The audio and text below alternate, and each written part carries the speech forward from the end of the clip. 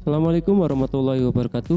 Pada kesempatan kali ini kita akan membahas tentang kehidupan manusia dalam perubahan berkelanjutan.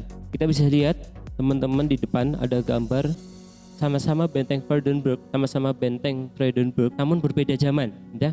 Gambar di atas memperlihatkan kondisi benteng Brandenburg pada masa kolonial Belanda dan masa kini. Dari gambar tersebut dapat diketahui bahwa kehidupan manusia terus bergerak maju seiring dengan berjalannya waktu dan kebutuhan mereka. Dalam perjalanan tersebut muncul perubahan-perubahan yang mewarnai kehidupan manusia. Berbagai perubahan terus dan terjadi, saling berkaitan dan berkelanjutan. Keterkaitan peristiwa sejarah dan kehidupan masa kini.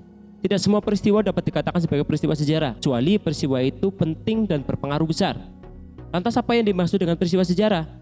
Menurut Hartono Kartodirjo, peristiwa sejarah adalah peristiwa yang mempunyai pengaruh besar dalam kehidupan manusia. Selain pengaruhnya besar itu berarti banyak orang, ya. Jadi peristiwa sejarah kehidupan pribadi belum tentu dicatat sebagai peristiwa sejarah yang dipelajari oleh banyak orang, ya, kecuali kehidupan pribadi para tokoh barangkali masuk dalam peristiwa sejarah besar di Indonesia misalnya. Pengaruh peristiwa masa lalu terhadap kehidupan masa kini.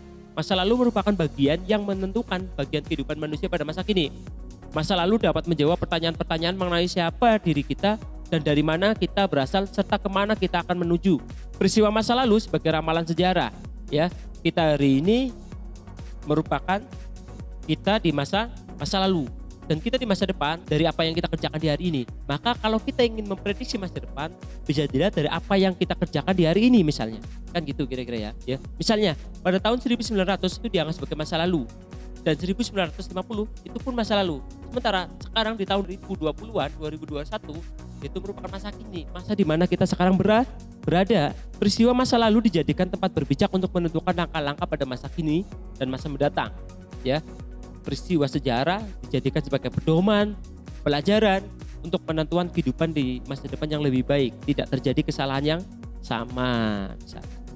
Ramalan sejarah merupakan eksploitasi atau perkiraan berdasarkan historical trend. Menurut Kunto Wijoyo, sejarah dapat dijadikan sebagai alat untuk meramal masa depan. Sejarah mempunyai generalisasi dan pola-pola yang dapat digunakan untuk memprediksi peristiwa pada masa yang akan datang. Itu saja pembahasan pada kesempatan kali ini. Mohon maaf bila ada kesalahan. Kita sama-sama belajar. Saya akhiri. Assalamualaikum warahmatullahi wabarakatuh.